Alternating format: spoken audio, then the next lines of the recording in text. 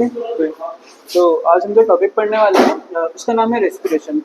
Human physiology में जब हम देखते हैं कि बॉडी ऑर्गन कैसे फंक्शन करते हैं तो बहुत सारे सिस्टम्स हैं जो काम करते हैं और जो बॉडी को एक्टिव और लाइव रखते हैं। उन्हीं बॉडी सिस्टम्स में से तीन इंपॉर्टेंट ट्रायड होते हैं बॉडी सिस्टम के, जिसको हम बोलते हैं बिशप्स ट्रायड ऑफ लाइफ। उस बिशप्स ट्रायड ऑफ लाइफ में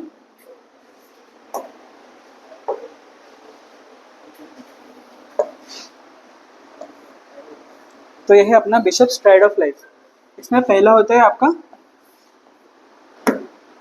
सर्कुलेटरी सिस्टम।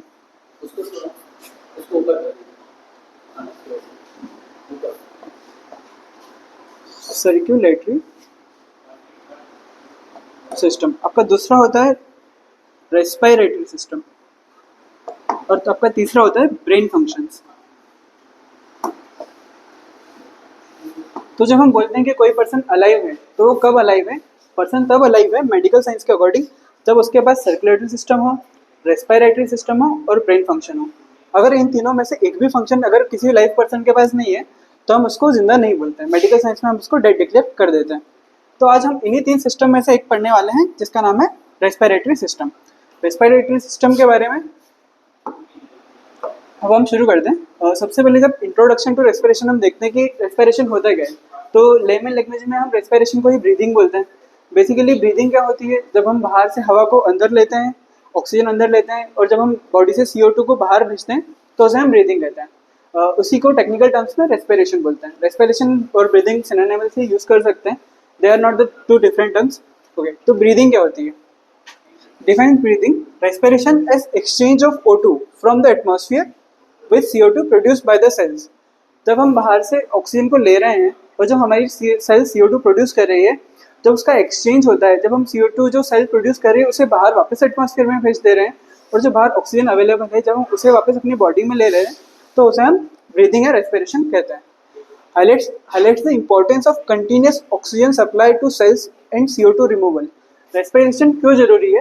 क्योंकि हमारी बॉडी के सेल के फंक्शन के लिए, मैकेनिज्म के लिए ऑक्सीजन बहुत ज़्यादा जरूरी है और जो बॉडी CO2 प्रोड्यूस कर रही है उसे बॉडी से निकालना भी बहुत ज़रूरी है। अगर CO2 को बॉडी से नहीं निकाला और ऑक्सीजन सप्लाई बॉडी में नहीं हुई तो बॉडी का रेस्पिरेटरी सिस्टम है वो फेल हो जाएगा। ऑक्सीजन सप्लाई बॉडी को क्यों ज़रूरी है? ऑक्सीजन सप्लाई जो होती है वो ग्लूकोज के ब्रेकडाउन में फंक्शन हेल्प करती है। जैसे ग्लूकोज ब्रेकडाउन होता है वो ATP फॉर्मेशन करता है। जब ATP फॉर्म होता है तो वो ATP आपके बॉडी के सारे ऑर्गन्स को, सारी सेल्स को, टिश्यूज़ को एनर्जी प्रोवाइड करता है ताकि वो अपने आगे का काम कर सकें। तो अगर ऑक्सीजन ही सेल्स को सप्लाई नहीं होगी, रेस्पिरेशन ही नहीं होगा तो ATP फॉर्मेशन ही नहीं होगा। अगर ATP फॉर्मेशन ही नहीं होगा तो आपके बॉडी को किसी भी काम करने के लिए एनर्जी नहीं मिलेगी। वैसे ही CO2 को रिमूव करना क्यों जरूरी है? जब बॉडी में CO2 एक्यूमुलेट होने लग जाएगा तो वो H+ एसिड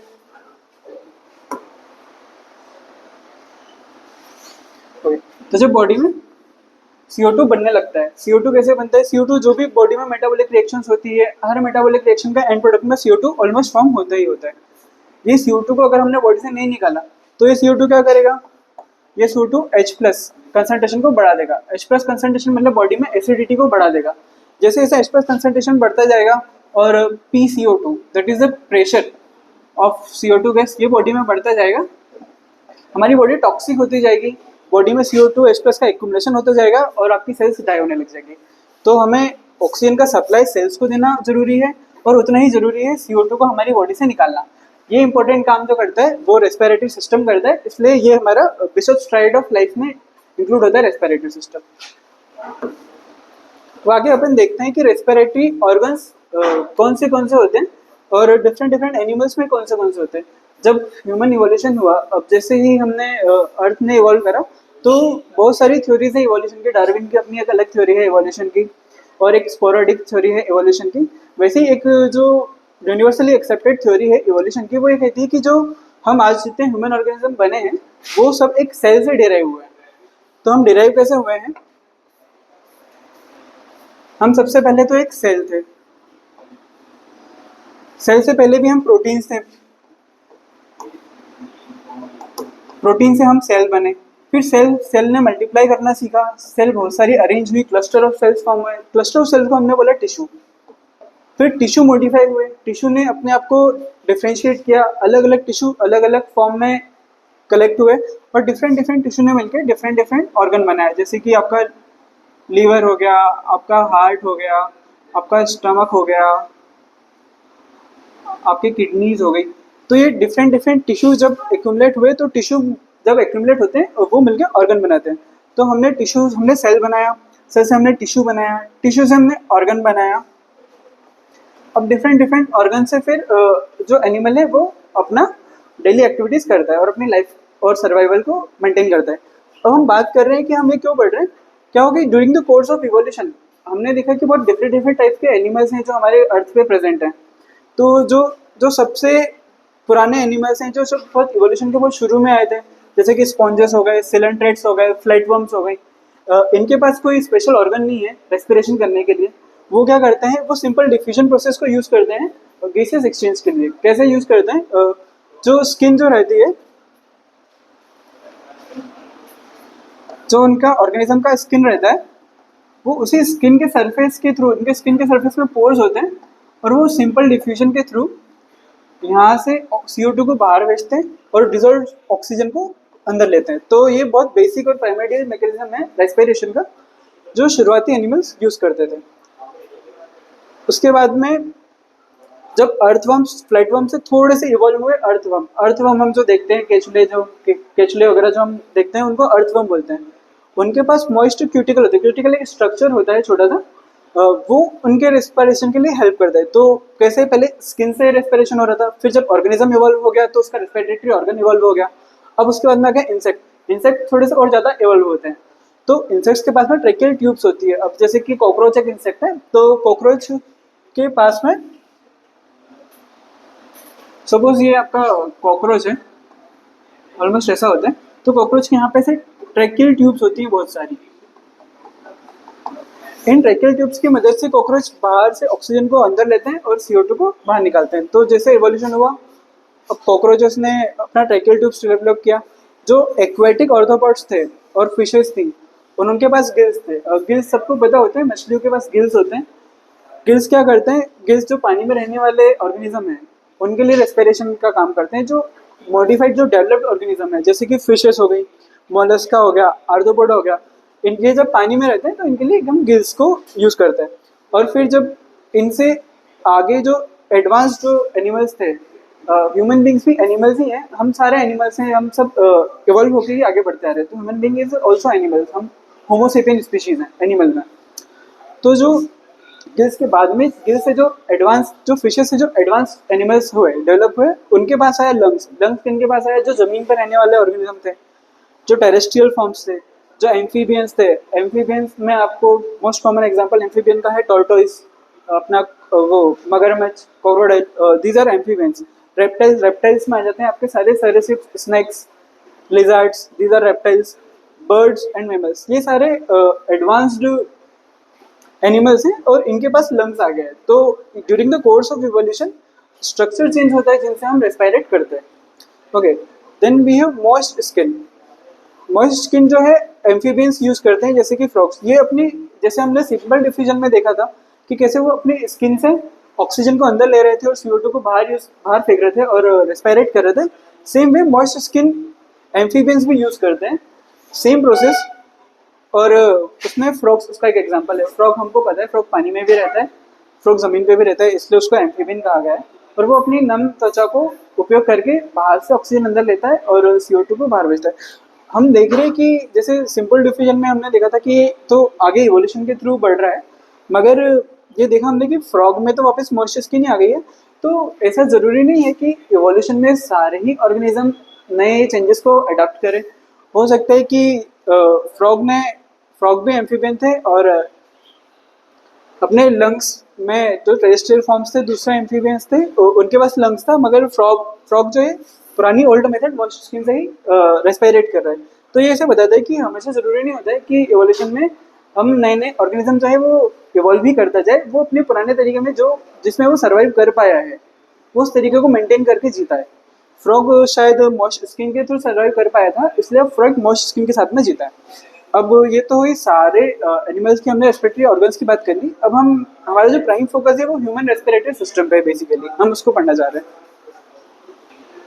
तो ये जो हमारा रेस्पिरेटरी सिस्टम होता है, ये शुरू कैसे होता है, बॉडी में ये काम कैसे करता है, मैकेनिज्म कैसे करता है, हम सांस को अंदर लेते हैं, फिर वो सांस अंदर जा कैसे रही है फेफड़ों में, क्या कोई पावर है, कहीं अंदर कोई मोटर लगी हुई है जो सांस को अंदर खींच लेती है, कैसे सब अपने लंग्स काम करते हैं, कैसे हवा बाहर आती है, वो सांस ली हुई उसके साथ में हवा के साथ में अंदर शरीर के अंदर होता क्या है, हम इन सब चीज़ों के बारे में देखेंगे कि गैस एक्सचेंज कैसे होती है मॉलिक्यूलर लेवल पे, सरफेस लेवल पर। ठीक है, तो सबसे पहले रेस्पिरेटरी सिस्टम को देखते हैं। रेस्पिरेटरी सिस्टम के अंदर आते हैं रेस्पिरेटरी ऑर्गन्स। किसी भी सिस्टम, कोई भी जब एक सिस्टम होता है बॉडी का सिस्टम, वो सर्कुलेटरी सिस्टम हो गया हो, जैसे कि सर्कुलेटरी सिस्टम में आता है आपका हार्ट, आपकी ब्लड वेसल्स, आपकी आर्टरीज, आपकी कैपिलरीज, वेन्स। वैसे ही जब रेस्पिरेटरी सिस्टम की बात करेंगे तो रेस्पिरेटरी सिस्टम में सिर्फ लंग्स नहीं होंगे, रेस्पिरेटरी सिस्टम में बहुत सारे ऑर्गन्स हैं, बहुत सारे ऑर्गन्स मिलकर एक ऑर्गन सिस्टम बनाते हैं। तो हम देखते हैं कि रेस्पिरेटरी सिस्टम में कौन से ऑर्गन्स हैं। तो रेस्पिरेटरी सिस्टम जो शुरू होता है वो हमारे नॉस्ट्रिल से शुरू होता है। ये जो एरिया है ये आपका नॉस्ट्रिल से, जो नथुने जो नाक के होते हैं, ठीक है, जब हम नॉस्ट्रिल से अंदर जाते हैं इस पॉइंट पे, तो ये है हमारी नेजल कैविटी, जो अंदर जो दिखती है आपको नाक के बीच में, इसको हम बोलते हैं नेजल कैविटी। इस नेजल कैविटी से जब हम नीचे जाते हैं तो यहाँ पे आ जाता है हमारा फेरिंग्स। फेरिंग्स वो स्ट्रक्चर है जो आपकी सांस की नली से भी कनेक्टेड है, जो आप खाते हैं आपकी मुंह की नली से भी कनेक्टेड है। तो फेरिंग्स यहाँ पे कॉमन ओपनिंग है। यहाँ से आप देख सकते हैं कि ये सांस वाली नली है और ये आपका ओपनिंग जो है ये ओरल ओपनिंग है, यहाँ से आप खाना खा रहे हैं। तो ये दोनों ओपनिंग्स यहाँ पे फेरिंग्स में आके खुल रही है। और ये आपके टॉन्सिल है, टॉन्सिल हमारे यहाँ पे प्रेजेंट होते हैं। जब बहुत सारे आप बीमार होते हैं, कोई इन्फेक्शन हो जाता है तो आपको टॉन्सिलाइटिस हो जाता है, स्वेलिंग हो जाती है, गले में कुछ निगलने में दिक्कत हो जाती है। निगलने में दिक्कत क्यों होती है? क्योंकि जो टॉन्सिल स्ट्रक्चर जो ये यहाँ पे प्रेजेंट है वो फूल गया है और आपके खाने को अंदर जाने नहीं दे रहा है, उसमें स्वेलिंग होगी, इसलिए आपको निगलने में दिक्कत होती है। तो ये टॉन्सिल है, वो स्ट्रक्चर ये यहाँ पे प्रेजेंट है, फेरिंग्स के जस्ट आगे। ठीक है, तो जब नेजल कैविटी से हमने सांस ली, ठीक है, तो वो यहाँ से आई, नेजल कैविटी से अपने नॉस्ट्रिल से आई, फिर नेजल कैविटी में आई, फिर फेरिंग्स में आई। फेरिंग्स के बाद में वो आती है लैरिंग्स में। लैरिंग्स ये वाला एरिया। लैरिंग्स क्यों इंपॉर्टेंट है? लैरिंग्स को हम वॉइस बॉक्स भी बोलते हैं। लैरिंग्स के अंदर होती है वोकल कॉर्ड्स, ऐसे वोकल कॉर्ड्स होती है जो मसल ही होती है बेसिकली। ये वोकल कॉर्ड क्या करती है? ये वोकल कॉर्ड वाइब्रेट होती है डिफरेंट स्पीड पे, इनकी फ्रीक्वेंसी होती है जो बहुत ज़्यादा होती है, उस फ्रीक्वेंसी की वजह से ही हम कुछ बोल पाते हैं।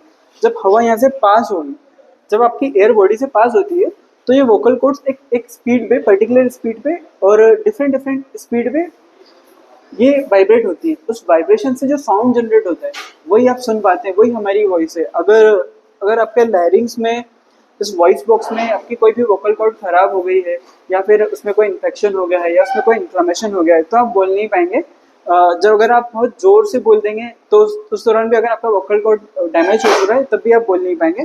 तो लैरिंग्स जो है उसको वॉइस बॉक्स बोलते हैं। ये कार्टिलेज से बना हुआ ऑर्गन होता है, बट ये बहुत इंपॉर्टेंट और क्रूशियल ऑर्गन है आपकी वॉइस के लिए। तो जब हम देख रहे थे हम फेरिंग्स पे, फेरिंग्स के बाद हम लैरिंग्स है। लैरिंग्स में के बाद में जो ये स्ट्रक्चर है इसको हम ट्रैकिया बोलते हैं। जो विंड पाइप होती है जहाँ से हवा जाती है शरीर के अंदर, उसे हम ट्रैकिया बोलते हैं। ट्रैकिया जो है ये आपका ट्रैकिया जो है ना, जो आपको ब्राउन ब्राउन रिंग्स दिख रही है, ये कार्टिलेज की रिंग्स हैं जो ट्रैकिया को सपोर्ट करती है। वरना ट्रैकिया पाइप तो है वो पिचक भी सकता है। एक पाइप है ट्रैकिया, तो पाइप पिचक सकता है, पर पाइप वैसा का वैसा पाइप जैसा बना रहे इसके लिए उसके आसपास एक सर्कुलर रिम होती है। एंड वो सर्कुलर रिम जो होती है वो सी शेप्ड रिंग्स होती हैं बेसिकली ट्रेकिया के ऊपर, ताकि ट्रेकिया का जो स्ट्रक्चर है वो इंटैक्ट रहे और मेंटेन रहे। फिर ट्रेकिया जब नीचे नीचे आता जाता है तो ये फिफ्थ थोरेसिक वर्टिब्रा पे, ये जो आप आगे से देख रहे हैं यहाँ पे ट्रेकिया बाइफरकेट हो रही है, ब्रोंकस में बाइफरकेट हो रही है।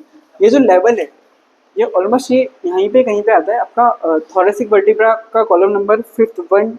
इस यहाँ से आप शुरू करोगे तो यहाँ पे सर्वाइकल वर्टिब्रा है। अगर पीछे की साइड पे देखो जिसको रीढ़ की हड्डी बोलते हैं, तो यहाँ पे सर्वाइकल है। सर्वाइकल के बाद में यहाँ पे थोरेसिक शुरू हो जाती है। थोरेसिक नंबर 1, 2, 3, 4 एंड जो 5, जो फिफ्थ थोरेसिक नंबर है वहाँ पे ट्रैकिया बाइफरकेट हो जाता है लेफ्ट में और राइट में। This one is the left and this one is right.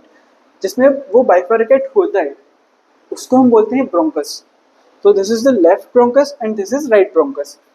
Left bronchus, right bronchus, फिर आगे जाके ब्रोंकस जो है वो ब्रोंक्यूल्स में डिवाइड होते हैं।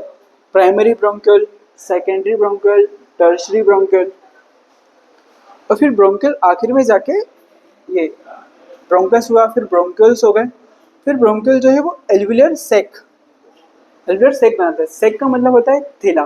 तो जो ब्रोंक्यूल्स हैं वो टुकड़ा होता गया, यहाँ से टुकड़ा होता गया, यहाँ से टुकड़ा होता गया, छोटा छोटा छोटा छोटा, एक आखिर में एक सेक टाइप बना दिया। उस सेक के अंदर छोटे छोटे एल्वुलाई प्रेजेंट होते हैं। ये एक एल्वुलाई है, ये एक एल्वुलाई है, ये एक एल्वुलाई है। इन एल्वुलाई के अंदर फिर गैसेस का एक्सचेंज होता है।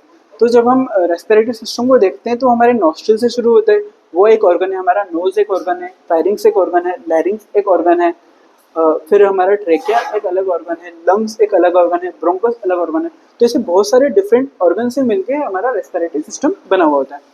एक मोस्ट इंपॉर्टेंट स्ट्रक्चर यहाँ पे प्रेजेंट होता है जिसका हम एपिग्लोटिस बोलते हैं। जो विंड पाइप है, जो ट्रेकिया है, उसे हम ग्लोटिस बोलते हैं। क्या होता है, जब हम खाना खाते हैं तो जब भी हम खाने को स्वेलो करते हैं, इस एपिग्लोटिस का काम ये होता है कि आपके विंड पाइप को बंद कर दे, ताकि आपका खाना आपके आहार नली में, जो ये पीछे ईसोफेगस जा रहा है, इसमें जाए, खाना इस विंड पाइप में ना चला जाए। क्योंकि कैविटी तो यहाँ पे ही है, खाना भी आप खाओगे तो वो यहीं से खाओगे, सांस भी लोगे तो आप यहीं से लोगे, तो वो खाना तो यहीं पे आना है। पर हम खाने को कैसे प्रिवेंट करें कि वो ये पीछे की साइड में जो ब्लू स्ट्रक्चर है, ये आपका ईसोफेगस है, यहाँ से खाना जाता है। तो आप खाने को कैसे प्रिवेंट करोगे कि वो सांस की नली में न जाए, वो फेफड़ों में न जाए, जबकि वो ईसोफेगस में जाए।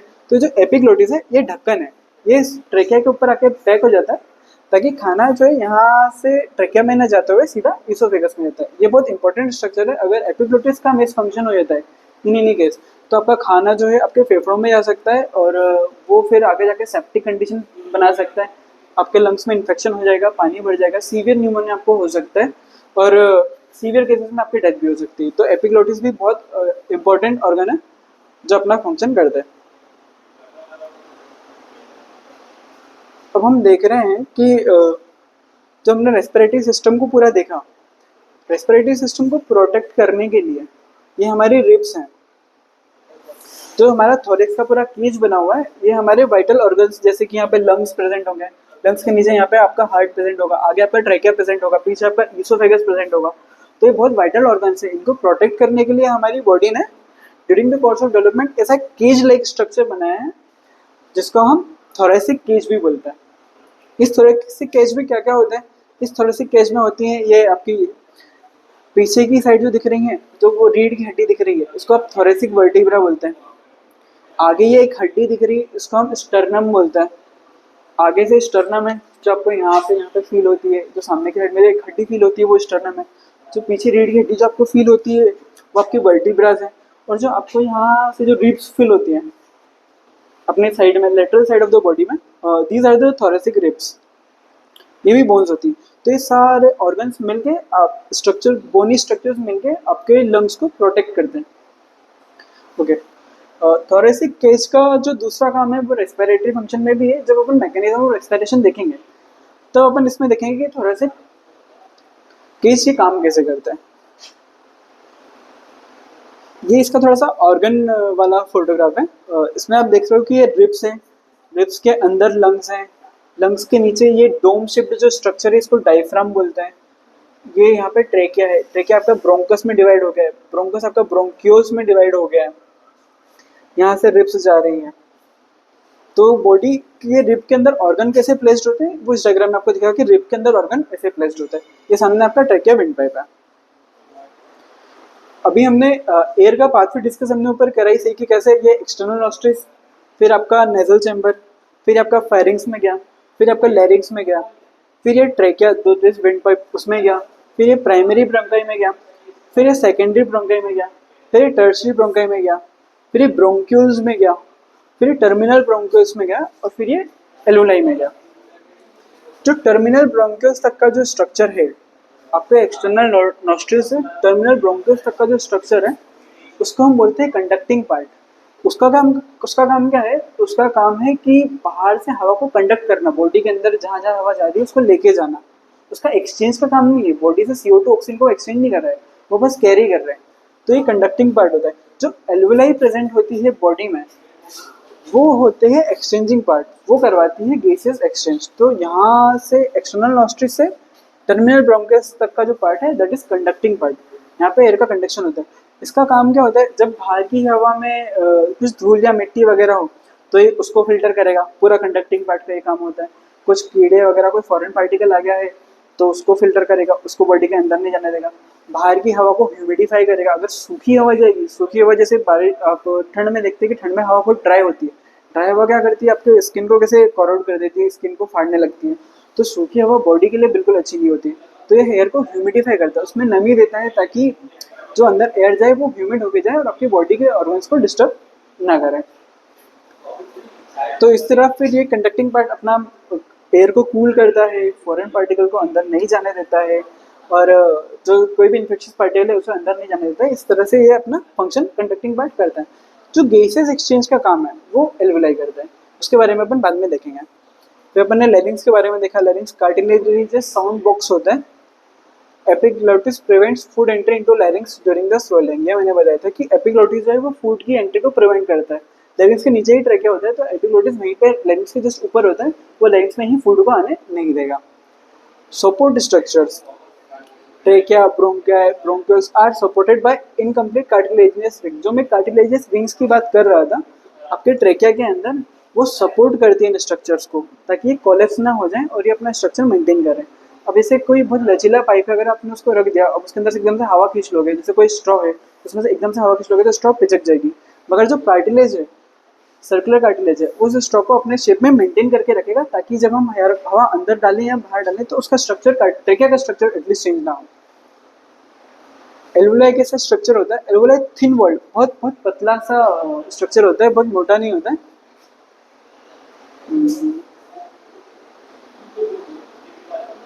Okay, alveoli, alveoli thin walled होता है। एल्वुलाई थिन वॉल्ड होता है। वस्कुलराइज, वस्कुलराइज का मतलब होता है कि यहाँ पे कैपिलरीज बहुत ज़्यादा अमाउंट में प्रेजेंट होती है। वस्कुलराइज का मतलब क्या होता है कि वहाँ पे ब्लड होगा। कोई भी ऑर्गन अगर वस्कुलराइज है उसका मतलब ही उसके आसपास ब्लड बहुत होगा। आपका ब्रेन वस्कुलर ऑर्गन है, आपका हार्ट वस्कुलराइज ऑर्गन है, आपका एल्वुलाई वस्कुलराइज है, जहाँ पे वेसल्स ब्लड बहुत सारा प्रेजेंट होता है एक्सचेंज के लिए। आपका किडनी वस्कुलराइज ऑर्गन है।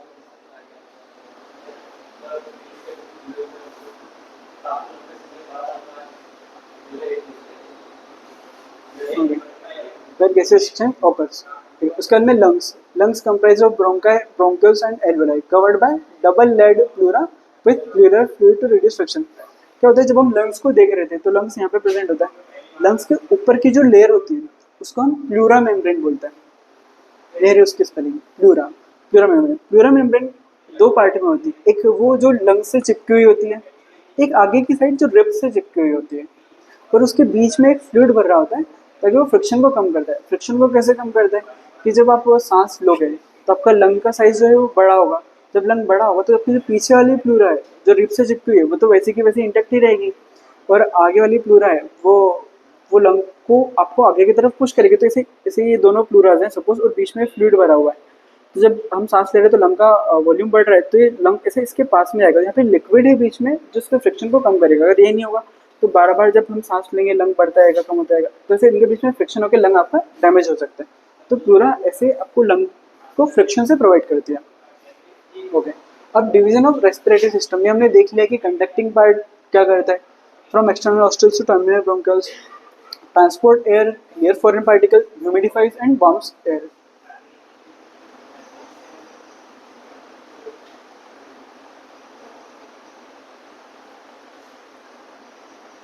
और रेस्पिरेटरी और एक्सचेंज पार्ट जो एल्वुलाई होती है and their ducts, site of actual oxygen and CO2 diffusion. ये बहुत इंपॉर्टेंट पार्ट है कि जो एल्वुलाई और उनकी डक्ट्स होती है वही एक्चुअल ऑक्सीजन और CO2 के डिफ्यूजन का कारण होती है। थोरेसिक चैम्बर को हम देख ही सके कि वो एयरटाइट चैम्बर होता है। कैसे बना होता है? वर्टिबल कॉलम, डोर्सल पीछे की साइड, सुन गए?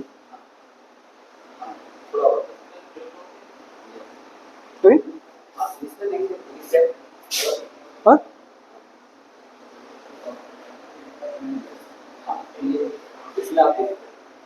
ओके, तो थोरेसिक चैम्बर को हम डिस्कस कर रहे हैं। थोरेसिक चैम्बर कैसे बना होता है?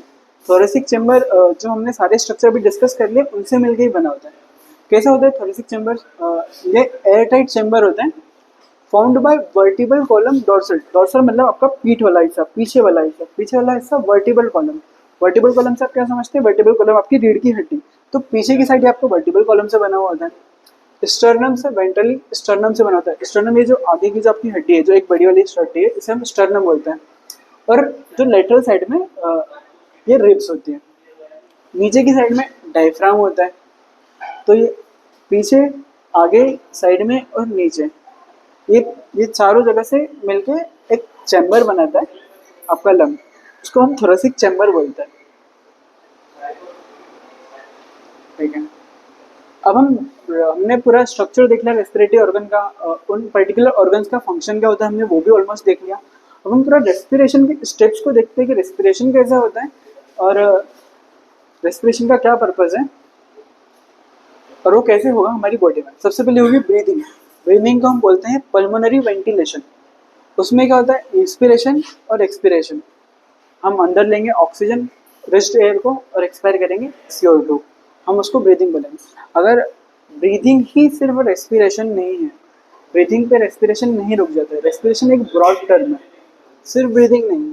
हमने ब्रीथ तो ले लिया, क्या हुआ फिर? Diffusion of gases. जो एल्वुलाई हमने देखी वहां से गैसेस का डिफ्यूजन होगा, ऑक्सीजन अंदर जाएगी, CO2 बाहर की साइड आएगी।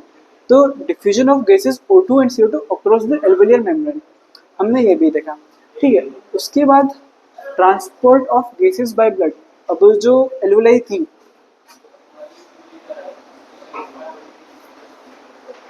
ओके, तो सपोज ये आपका एल्वुलाई है, ये एल्वुलर सैक है और यहाँ पे एल्वुलाई है। तो एल्वुलाई क्या करता है, एल्वुलाई यहाँ पे अंदर ऑक्सीजन आ गई और यहाँ पे आपकी ब्लड की कैपिलरी जा रही है, इसके अंदर है CO2। तो अपने को क्या करना है, गैसेस एक्सचेंज करवाना है। वो कैसे होगा? ये ऑक्सीजन जो है वो इस ब्लड वेसल के अंदर आएगी, CO2 जो है वो यहाँ से एल्वुलाई में जाएगी, तो ऑक्सीजन अंदर आ जाएगी और CO2 वापस एटमॉस्फेयर में चली जाएगी। तो transport of gases by blood. तो जब ये ऑक्सीजन यहाँ पे अंदर आ जाएगी तो अब ये खाली यहीं पे थोड़ी ना रहेगी, ये ट्रांसपोर्ट होके कहाँ जाएगी? ये जाएगी आपके हार्ट में। फिर वहां से हार्ट ऑक्सीजनेटेड ब्लड को पंप करेगा आपकी पूरी बॉडी में और आपकी बॉडी के हर ऑर्गन को ऑक्सीजन मिलेगी। तो लंग्स से ऑक्सीजन हार्ट के पास में जाती है, हार्ट फिर पंप करता है। हार्ट जब पंप करता है तो वो ऑक्सीजन सारे बॉडी ऑर्गन्स को मिलती है। सेम वे जो दूसरे बॉडी ऑर्गन्स हैं, सपोज ये आपकी किडनी हो गई या फिर ये आपका लिवर हो गया, यहाँ पे जो CO2 प्रोड्यूस हो रही है, तो यहाँ पे भी वो कैपिलरी एक्सचेंज में CO2 यहाँ से आ रही है, वो CO2 फिर यहाँ पे ब्लड में जा रही है और इस कैपिलरी से CO2 इस एल्वुलाई के थ्रू बाहर जा रही है। तो यहाँ से CO2 वाया ब्लड यहाँ तक आ रही है। ये भी रेस्पिरेशन का ही पार्ट है। गैसियस एक्सचेंज ऑफ ब्लड और गैसेस का ब्लड में ट्रेवल करना भी रेस्पिरेशन का ही पार्ट होता है। किसी भी ऑर्गन से CO2 को ब्लड में लेना, उस ब्लड के साथ में उस CO2 को एल्वुलाई तक पहुंचाना और एल्वुलाई में बाहर से ऑक्सीजन को लेना और ऑक्सीजन को ब्लड के साथ में हार्ट में और दूसरे ऑर्गन्स में पहुंचाना, ये सारा काम आपका एल्वुलाई का होता है और ये भी रेस्पिरेशन प्रोसेस के अंदर ही आता है। ओके, तो हमने ट्रांसपोर्ट ऑफ गैसेस भी ब्लड बाय ब्लड हमने अभी देखा कि कैसे हो रहा है। फिर diffusion of oxygen and CO2 between the blood and tissues. अब वो ब्लड आपका, अब ये एल्वुलाई से ऑक्सीजन वाला ब्लड आपका हार्ट में गया, हार्ट के किसी ऑर्गन में गया। अब ऑर्गन के अंदर, ऑर्गन एक डिफरेंट ग्रुप ऑफ टिश्यूज से मिलकर बना हुआ होता है। तो जब ऑर्गन के अंदर जो टिश्यूज हैं वो वाया कैपिलरी अपना CO2 यहाँ पे रिलीज करेंगे और ये जो ऑक्सीजन यहाँ पे आया है वो ऑक्सीजन इन टिश्यूज के अंदर जाएगा और वो टिश्यू के अंदर में माइटोकॉन्ड्रिया होगा। माइटोकॉन्ड्रिया उस ऑक्सीजन को यूटिलाइज करके ATP प्रोडक्शन करेगा। तो utilisation, diffusion of oxygen and CO2 between the blood, that is the blood and tissues, ये प्रोसेस भी रेस्पिरेशन के अंदर ही आता है। फिर utilisation of O2 by cells for catabolic reaction and CO2 release. अब कैसे हुआ? वही मैंने अभी बताया कि जब ऑक्सीजन यहाँ पे आया उसको टिश्यू ने अपटेक किया, टिश्यू ने उस ऑक्सीजन को यूटिलाइज किया। यूटिलाइज कैसे किया? टिश्यू के अंदर क्या होता है? सेल। सेल के अंदर सेल ऑर्गेनेल्स होते हैं। सेल ऑर्गेनेल्स में कौन सा सेल ऑर्गेनेल? माइटोकॉन्ड्रिया। माइटोकॉन्ड्रिया को हम क्या बोलते हैं? Power house of the cell. Mitochondria क्या करता है? जो ऑक्सीजन सेल के पास में आई है उस ऑक्सीजन को साथ में ग्लूकोज के साथ में C6H12O6 ये ग्लूकोज का फॉर्मूला होता है, ये ऑक्सीजन के साथ में मिलके हाइड्रोलाइज होती है। Hydrolyse means present breakdown in the presence of water.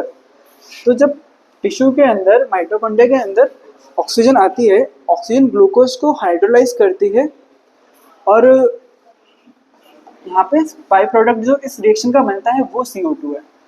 तो हमने देख लिया कि टिश्यू ने कैसे ऑक्सीजन को यूटिलाइज करा, साथ में ATP बनाया, साथ में कार्बन डाइऑक्साइड बनाया। तो जो कार्बन डाइऑक्साइड यहाँ पे बन गई, अब उसको हमको निकालना भी है, तो उसी ब्लड से, जिस ब्लड से ऑक्सीजन आ रही है, हम दूसरी कैपिलरी से CO2 भी भेजेंगे ताकि वो वापस लंग्स के पास में चली जाए और हमारा जो ब्लड है वो फिर से ऑक्सीजनेटेड हो जाए, उससे CO2 निकल जाए और O2 ब्लड के अंदर वापस आ जाए। तो उसको हम बोल रहे हैं कि यूटिलाइजेशन ऑफ O2। हमने ऑक्सीजन का यूटिलाइजेशन देख लिया by the cells for catabolic reaction and CO2 का रिलीज, सेल्यूलर रेस्पिरेशन। इस सेल से CO2 को रिलीज करते हुए, इसे क्या कहते हैं, सेल्यूलर रेस्पिरेशन। जो सेल के लेवल पे ऑक्सीजन का अंदर जाना और CO2 का बाहर आना हो रहा है सेल के लेवल पे। हम यहाँ पे तो एल्वुलाई और लंग्स को देख ही रहे हैं, वो ऑर्गन का रेस्पिरेशन अलग है। जो सेल्यूलर लेवल पे ऑक्सीजन और CO2 डिफ्यूज हो रही है उसे हम कहते हैं सेल्यूलर रेस्पिरेशन।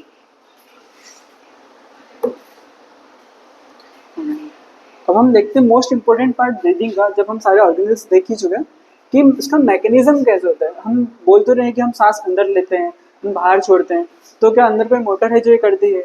हम हवा को अंदर लेते कैसे हैं, उसका पूरा मैकेनिज्म क्या है, तो हम वो मैकेनिज्म देखते हैं। जो बाहर में हवा होती है एटमॉस्फेयर में, एटमॉस्फेरिक प्रेशर जो होता है उसको हम कंसिडर करते हैं 1 atm। प्रेशर क्या है? प्रेशर ये वही प्रेशर है कि जब आप गाड़ी में हवा डलवाने जाते हो तो आप गाड़ी वाले को बोलते हो कि भैया 42 का आगे के टायर में कर देना, तो वो क्या है? प्रेशर है, एयर का प्रेशर है। हम प्रेशर मेंटेन करते हैं। हम गैस का वॉल्यूम नहीं मेजर कर सकते कि गैस कितने वॉल्यूम में भरी जाएगी। गैस को मेजर करने का तरीका होता है कि वो कितना प्रेशर एक्सर्ट कर रही है, उससे हम गैस को मेजर करते हैं। तो हम एटमॉस्फेयर में गैस का एक पर्टिकुलर प्रेशर मेंटेन होता है। अब क्या होता है कि ये हमारे लंग्स हैं, सपोज लंग्स है, यहाँ पे आपका हार्ट है, ये ट्रेकिया हो गया आपका, है ना, ये आपके रिब्स हो गई, दीज आर द रिब्स, और यहाँ पे हो गया आपका डायफ्राम। अब हम देख रहे हैं कि गैसेस एक्सचेंज कैसे होता है और ब्रीदिंग का मैकेनिज्म कैसे होता है। तो ब्रीदिंग के मैकेनिज्म में क्या होता है, सबसे पहले जब हमें सांस लेना है, सांस लेने के लिए क्या होगा कि अंदर का प्रेशर जो है वो कम होना चाहिए और बाहर का प्रेशर जो है वो ज़्यादा होना चाहिए। कोई सी भी चीज़ ज़्यादा प्रेशर से कम प्रेशर की तरफ आती है, बाहर से भी हवा ज़्यादा प्रेशर से कम प्रेशर की तरफ आएगी। तो बॉडी के अंदर कम प्रेशर कैसे मेंटेन होगा? बॉडी के अंदर कम प्रेशर मेंटेन करने का तरीका क्या है? एक डायफ्राम नाम का ऑर्गन होता है जो डोम शेप होता है, ये ऐसा डोम होता है इस किस्म का। तो जब बॉडी के अंदर डायफ्राम ऐसा डोम शेप होता है और यहाँ पे दोनों लंग्स उससे अटैच होते हैं। जब ये डायफ्राम कॉन्ट्रैक्ट होता है, कॉन्ट्रैक्ट मतलब ये अपने आप को नीचे की तरफ खींचेगा। जब डायफ्राम ने अपने आप को नीचे की तरफ खींचा, उसी के साथ जो आपके रिब्स हैं वो आपके रिब्स को आगे की तरफ खींचेंगे, आगे की तरफ, ऊपर की तरफ, एंटीरियर फॉरवर्ड। तो जब डायफ्राम ने आपको नीचे की तरफ कॉन्ट्रैक्ट किया और आपके रिब्स ने आगे की तरफ एक्सपांड करा, तो आपको समझ में आ रहा होगा कि नीचे भी स्पेस, जो अंदर की स्पेस है वो थोड़ी सी बढ़ गई है, क्योंकि नीचे भी हमने ये पहले यहाँ से जुड़ा हुआ था। अब क्या हो गया, अभी डायफ्राम थोड़ा सा ऐसे नीचे कॉन्ट्रैक्ट हो गया और ये थोड़ा सा, ये रिब्स भी जो थोड़ी सी बाहर की तरफ जब आ गई तो यहाँ पे स्पेस बढ़ गई। स्पेस बढ़ गई से क्या मतलब है, लंग्स का वॉल्यूम बढ़ गया, लंग्स का यहाँ पे वॉल्यूम बढ़ा। ठीक है, अब लंग्स का वॉल्यूम से क्या लेना देना, लंग्स का वॉल्यूम बढ़ गया तो उसका प्रेशर से क्या लेना देना है। तो अगर हमने केमिस्ट्री से अगर आप रिलेट कर पा रहे हैं तो एक आइडियल गैस इक्वेशन होती है PV इक्वल्स टू nRT। हर आइडियल गैस इस इक्वेशन को फॉलो करती है। ये n भी कांस्टेंट है, ये R भी कांस्टेंट है और ये T भी कांस्टेंट है। तो ये P और V क्या है, P है प्रेशर, प्रेशर का ही खेल है। हम देखने हैं कि जो हायर प्रेशर से लोअर प्रेशर की तरफ हवा को फेंकना है, बेसिकली सिर्फ मैकेनिज्म पूरा प्रेशर का खेल है। ये क्या है, वॉल्यूम है। तो वॉल्यूम की जरूरत हमें आगे पड़ेगी। तो ये इक्वेशन क्या बोलती है कि PV कांस्टेंट होता है, किसी भी एरिया में प्रेशर इनटू वॉल्यूम जो रहता है वो कांस्टेंट रहता है, क्योंकि nRT कांस्टेंट रहता है। तो क्या हो रहा है, जब हम अंदर का वॉल्यूम बढ़ा रहे हैं, जब हम देख लें PV कांस्टेंट है तो P is inversely proportional to v। अगर p और v कांस्टेंट है तो v इसके यहाँ से हटा के हम v को इसके अपन में ला सकते हैं, क्योंकि ये तो कांस्टेंट है। इससे क्या समझ में आया कि pressure is inversely proportional to volume. इससे क्या समझ में आया कि जब जब वॉल्यूम बढ़ेगा तब तब प्रेशर आपका कम हो जाएगा।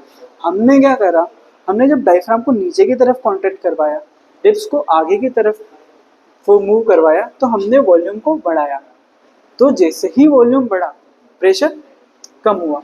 जैसे ही प्रेशर कम हुआ, बाहर तो एटमॉस्फेरिक प्रेशर है मगर अंदर का प्रेशर कम हो गया, बाहर से वो तुरंत अंदर आ गए।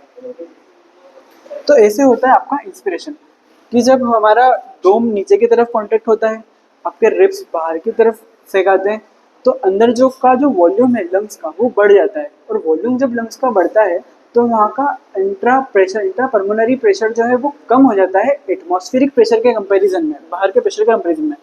तो जैसे ही हवा को लगता है कि अंदर प्रेशर कम है, तो वो तो बहुत स्वाभाविक सी बात है, कहीं भी अपन प्रेशर से जब अपन हवा फेंकते हैं तो क्यों फेंकते हैं, हवा वहाँ क्यों जा रही है, क्योंकि हमारे पास ज़्यादा प्रेशर है, सामने की जगह पे कम प्रेशर है। तो हम जब भी मोटर चालू करते हैं किसी भी विंड पाइप के थ्रू किसी भी थ्रू प्रेशर फेंकते हैं तो ऐसे चला जाता है।